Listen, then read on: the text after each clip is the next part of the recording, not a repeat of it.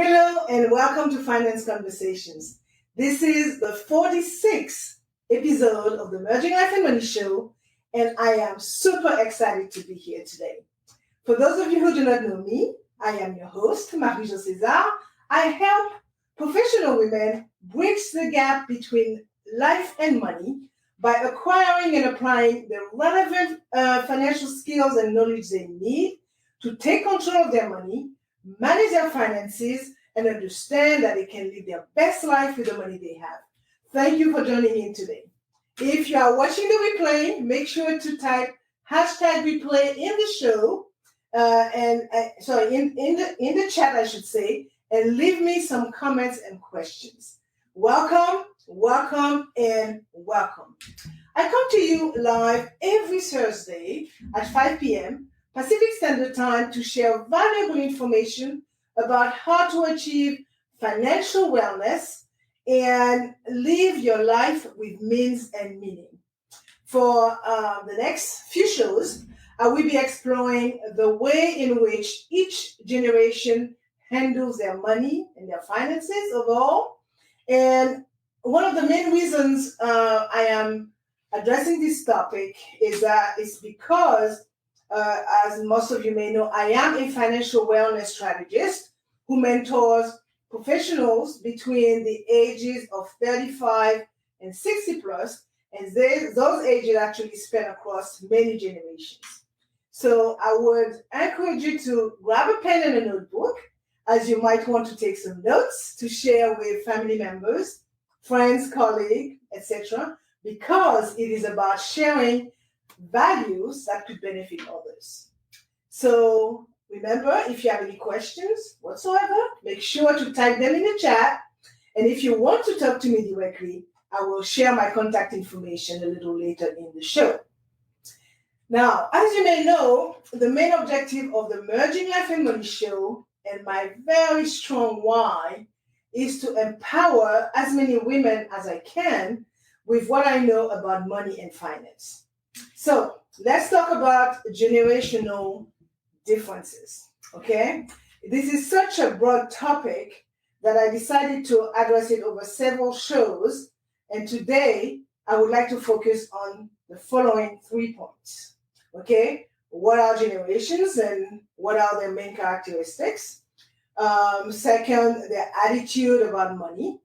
And finally, their top financial concerns.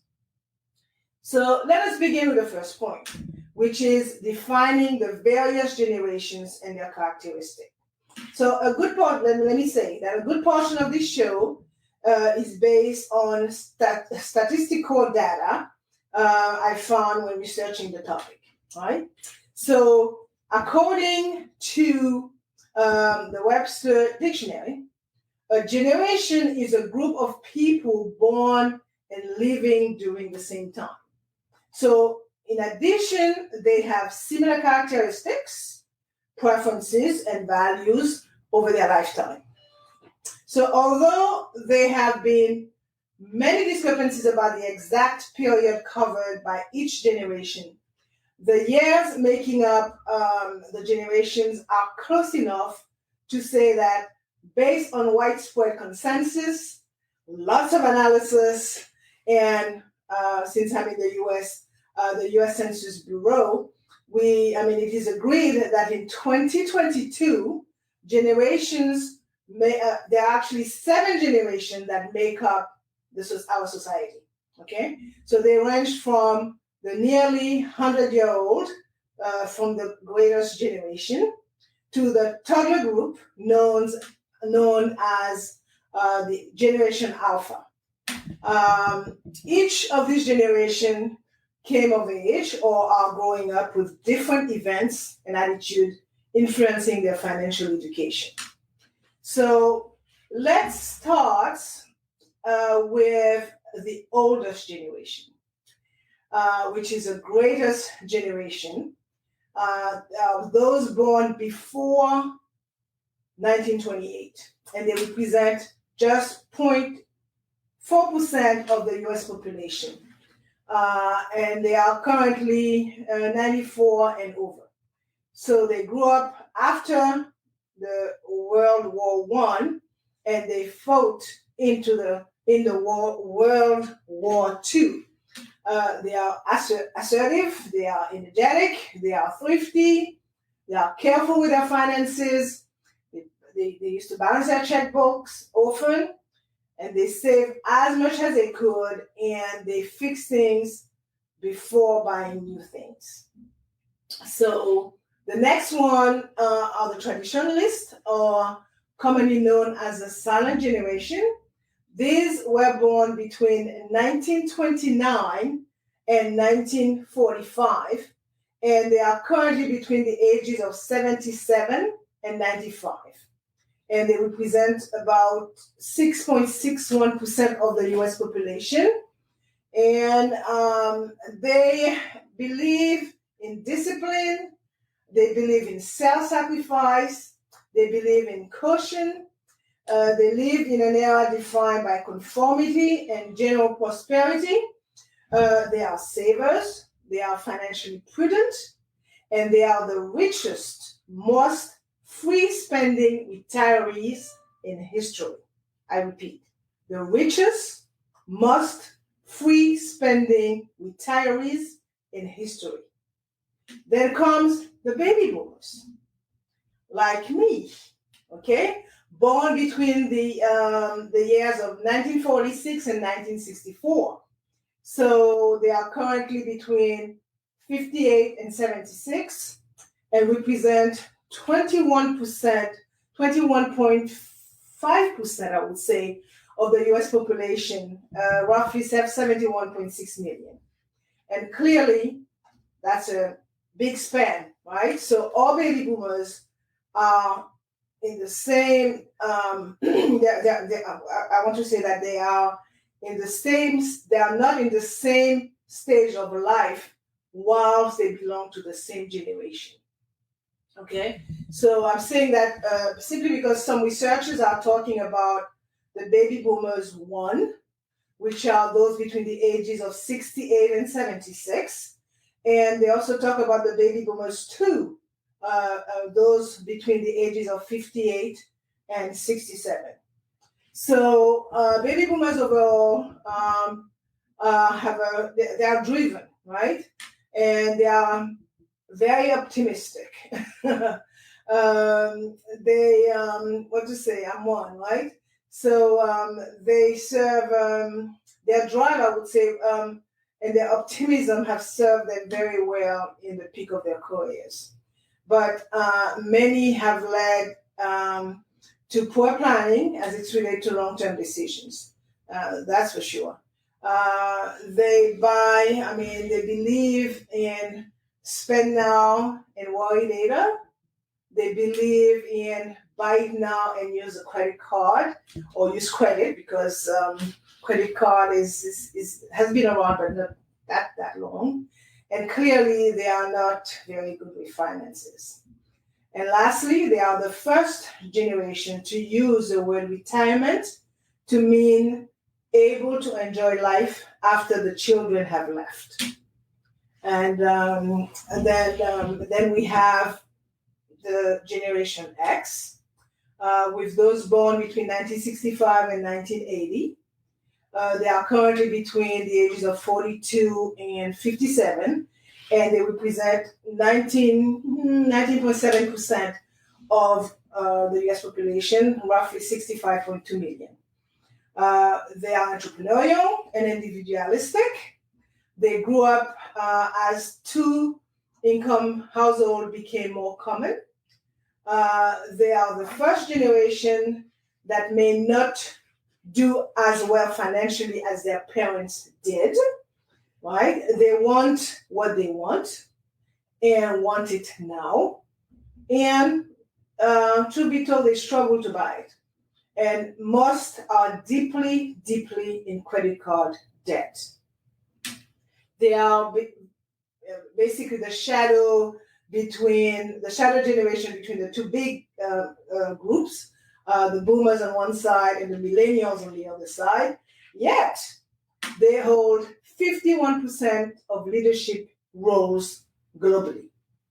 Then after them, after generation X comes Generation Y, or commonly known as Millennials.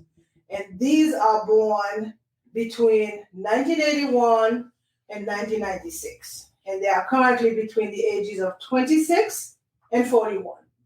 And they represent almost 22% of the US population, or 72.1 million. Okay? Just like the baby boomers, they are not currently in the same stage of life while belonging to the same generation. Okay, they are typically split between Generation Y1, ages 26 to 29, and Generation Y2, between the ages of 29 and 41. I could tell you, I have 2 millennials for kids, one in each of those categories, Gen X1 and Gen Y1 and Gen Y2, and I can attest to the differences. Millennial tend to return to conformity, in part because of the nurturing and the highly involved parents who maintain authority long into their lives, guilty as charged. They hope to be the next great generation to turn around all the wrongs they see in the world today, right? And they are eager to spend money and want to retire early, having quote unquote saved their money. They schedule everything, okay? And when they were kids, I could speak for myself. They were very involved, and very often invited to play a lead role in family purchases, and travel decisions. And lastly, their heroes are their grandparents, right? So after the millennial, we have the Generation Z or Z, or depending where you are. They are born between 1997 and 2012, and are currently between the age of 10 and 25, and they represent 35% of the US population, or 68 million. They began using cell phones and other digital technology very young, leaving behind, the traditional toys like the tea sets and the trucks and the cars. And then we have Generation Alpha, which starts with children born in 2013 and will continue at least through 2025. So they will be the most educated and tech-savvy people that ever lived. They don't remember a time before computers, smartphones, or Facebook. Okay, so having described the generations, I want to take a quick look at the few characteristics, the characteristic for each generation. I want to start with the baby boomers, because I don't have much to say about the silent generation and the one before that. So baby boomers are the biggest consumers of traditional media like TV, radio, magazines, and newspapers. Despite being so traditional, 90% of baby boomers have a Facebook account. And as for the Generation X, they still read the newspaper and the magazine. They still listen to the radio, maybe the car, right? If they don't have their phone hooked up to the car, and they still watch TV a little bit, right? And statistics show that they watch about 165 hours worth of TV a month. So, however, they are also digitally savvy, and they spend a lot of time on Facebook and the likes. And in fact, they are the highest consumers of those kind of things, of any generations. talking millennial now. 95% of millennials still watch TV. But Netflix edges out traditional cables as their preferred provider. Okay? This generation is extremely comfortable with mobile devices, but 32% will still use a computer for purchases. They typically have multiple social media platforms or accounts. This is the first generation to have grown up never not knowing the internet or having it integral to their lives. They are what they call the digital native. Then we have Generation Z, who received their first phone at the age of 10, right? So many of them grew up playing with their parents' mobile phones or tablets. They have grown up in a hyper-connected world, and the smartphone is their preferred method of communication. On average, they spend 3 hours a day on their mobile devices. And then come the alphas. The alphas are being raised in home with smart speakers and devices everywhere. Technology is built into everyday item. And many of them attended and continue to attend school virtually thanks to the global pandemic, right? And many have even had a digital presence since before they were born because of, guess what, their millennial parents creating social media handles for them since infancy. Now, let me say that I'm looking at this characteristic because in more than one way, they do affect their relationship with money. Okay, so that's why I am starting with that, and then we will roll into the relationship with money in other shows. Now, let's take a look at the second point, which is how each generation think about money. So the greatest generation, right, the older one, also known as frugal savers, are also referred as a World War II generation. Their youngest member turned 98 this year, and as children, they learn to save their pennies and fix things first before buying something new. So if you are lucky enough to know someone from this era, ask them about their money values and send me a message with their response. Then we have the silent generation, also called the traditionalists, and they are referred to as the cautious spenders. So they lived through World War II and also through the Great Depression, which was between 1929 and 1933, I believe. Don't quote me on that. From a financial perspective, the silent generation is relatively cautious, even though they lived through time of great prosperity. They saved a lot, and as a result, emerged with substantial saving to fund their retirement years. Born after the Second World War, baby boomers are considered the retirement generation, as they're now retiring by the tens of thousands every day. And as they prepare to retire, many realize that they have less saved than they would have liked.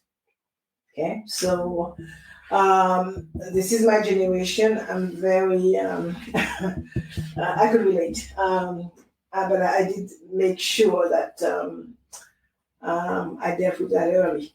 I will note as well that the baby boomers were the first generation to embrace credit spending, and very often they took a buy now, pay later approach to financial decisions, which was further aggravated by the Great Recession in 2008, and also by the fact that most employers stopped offering traditional pension, employer-funded pension, and healthcare. So I also found out when doing my research that baby boomers experienced the highest growth in student loan debt. And while this may seem counterintuitive, It can be, what I want to say, it can be explained by the fact that they have the most wealth and are helping their children with their student debt because they believe that they should take care of their kids and set them on the right course because they do not plan on leaving any inheritance. Okay? With more Americans outliving their retirement funds, thanks to the declining pension situation that I mentioned a few moments ago, and the fact that Social Security may be in trouble. So making sure that they can successfully fund their retirement has become a major concern for baby boomers. Hence, might not be able to leave any inheritance behind. So then we have Generation X, or what they commonly call the sandwich generation, which is sometimes the forgotten generation because they are in between the two largest groups, right? Baby boomers on one side, millennials on the other side. So Gen X's approach to financial matters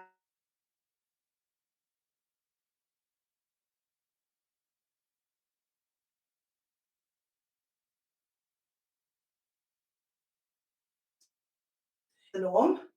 Gen X, that's my internet is probably is unstable right now. So Gen X struggle financially with many holding significant credit card debt. Okay, they are trying to raise a family. They try to pay off their student debt and take care of their aging parents. Okay, so these demands put a high strain on their resources. Just imagine the average Gen Xer currently carries about $142,000 in debt, although most of it could be their mortgages, but a lot of it also is their student debt, student loan debt. They are looking to reduce their debt while building a stable saving plan for the future. Okay, and with many jobs no longer coming with pension, retirement planning is also on their mind. So then we have the millennials. They are known to be somewhat financially conservative. The older millennial came of age during the struggle between, I would say it was a struggle for them when they became of age, simply because finding work was difficult during the Great Recession in 2008.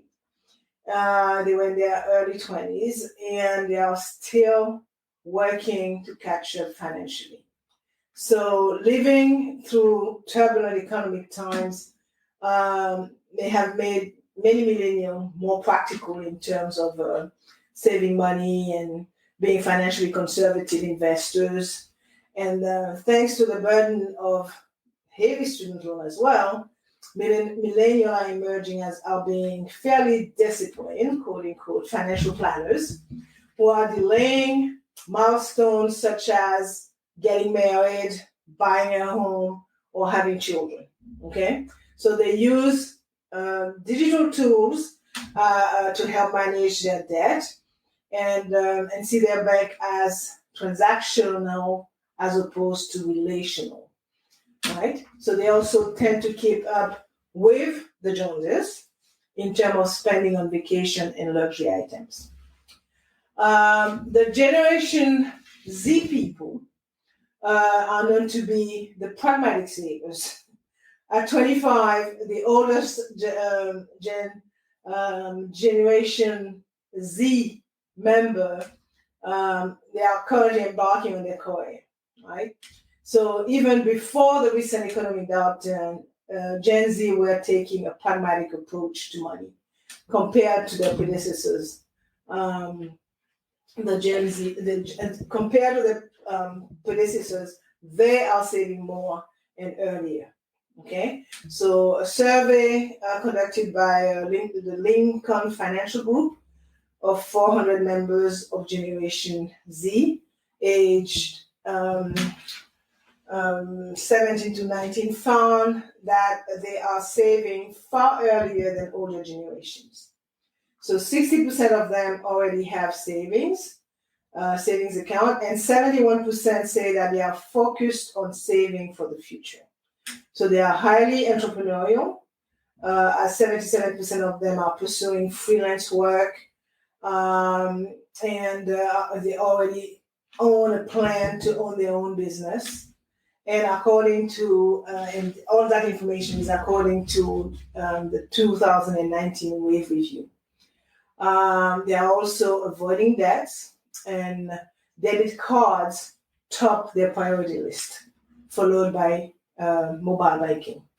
So they are very keen in learning about personal finance. They have a strong appetite for financial education, and they are opening savings accounts at younger age than prior generations. And then we have the Generation Alpha. They are kids, right? They are the most technologically advanced generation, and as also digital natives. They are found, with a smartphone, as I mentioned, a tablet in hand, and are very familiar with artificial intelligence through Alexa, Siri. And the Generation Alpha is described as the first generation to be submerged in technology rather than being a technology user. So experts predict that this generation will be the most educated and technologically savvy, as I mentioned earlier, with money attitude, greatly molded by the recent economic challenges. So in the near term, they are ready to learn the financial education basics, including how money is earned, the differences between needs and wants, and the satisfaction that comes with saving. So they view the world through a collection of screens, and will be even more disconnected from the idea of cash. They will likely first encounter money as a number on a screen and spend it through apps and other form of e-commerce. Now, let's look at the third point, and I'm mindful of the time, which is the main concern, financial concern among generation. And I'm going to focus on only the three generations: the boomers, Gen X, and the millennial. Whether you're a boomer or a saving for retirement, or a millennial paying off debt, a common concern, no matter the generation, is money. So, according to a survey by PricewaterhouseCoopers, finances are the top cause of stress for 38% of boomers, and for 38% of boomers, for 46% of Generation X's, and for 51% of millennials. So the key concern for boomers is retirement. Okay, plain and simple. The survey revealed that for 45% worry about not being able to retire when they want, although 79% of boomers are saving for retirement. 52% believe that they will have to delay retirement because they would have not saved enough. And the biggest retirement concern cited by boomers are health issues and healthcare costs. So as a result, 23% of boomers are delaying retirement in order to retain their current health care benefits. So let's look at the Generation X, the sandwich generation. What are their key fears? 50% of that generation are more worried about running out of money in retirement, right? The reason being that 26% have already withdrawn money from their retirement plans to pay other expenses. The survey also revealed that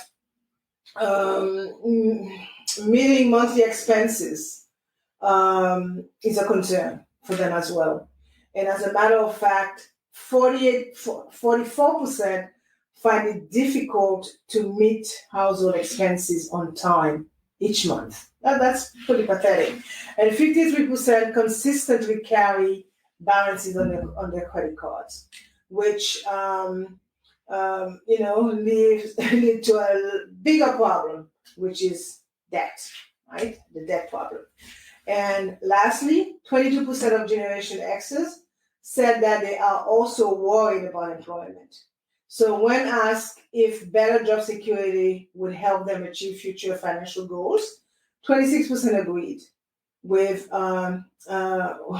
that, which may explain why Generation X worry more about both the future and their current living expenses. So now over to the millennials, right? What is their greatest concern? The survey disclosed that millennials are more concerned with meeting current expenses, similarly to their Gen X counterpart.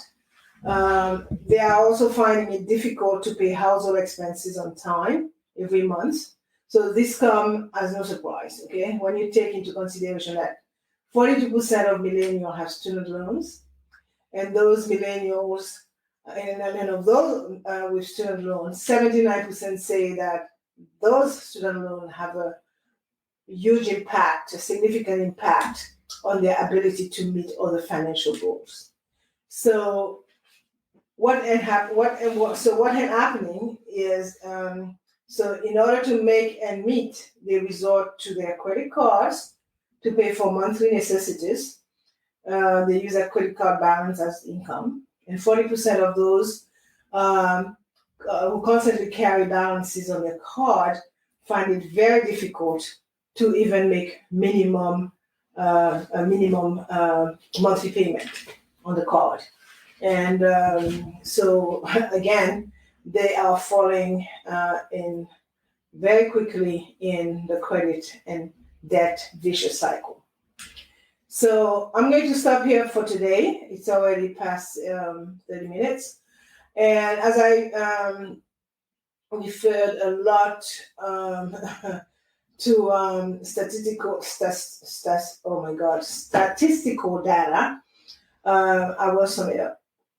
Today I talk about the generational differences and focused on what larger generation, their attitude about money, and their top financial concern. So I'm going to leave you with those last thoughts. If there is one commonality among all these generations, it is that money can always be represented as a number. Doesn't matter which generation you're from. That number may be in a checkbook, a bank account statement, an online balance, okay? So as we look at the youngest generations, it is more important than ever that they learn to manage money as a number. And while concern and worries vary among generations, the single solution for baby boomers, Generation X's, and millennials is to get back to the financial basics and budget. Okay? So develop a healthy relationship with money, cultivate some healthy money management habits in order to improve your finances. And as you know, I like to end the show with a quote, and today's quote is from a lady called Gloria Steinem. I don't know the lady, okay? But I like her quote. And it reads, "We need to remember across generations that there is as much to learn as there is to teach." So let me share my contact information as I promised. You can reach me via email, mj at maryjocaesar.com, or by sending me a private message on Messenger. And I truly hope that you enjoyed the show today. And for more information about how to achieve financial wellness from the inside out and live a purposeful life with the money you have, join me next week, Thursday at 5 p.m. Pacific Standard Time, 6 p.m. Mountain Time, 8 p.m. Eastern Time, 9 p.m. Atlantic Time for my Bermuda Pips, and 10 a.m. Friday, Brisbane, Australia time for my Australian friends. Thank you for being here today on the Merging Life and Money Show. I am your host, Marie-Jo César. I will be back again next week. Until then, continue merging life and money. Bye for now. Now, back to this.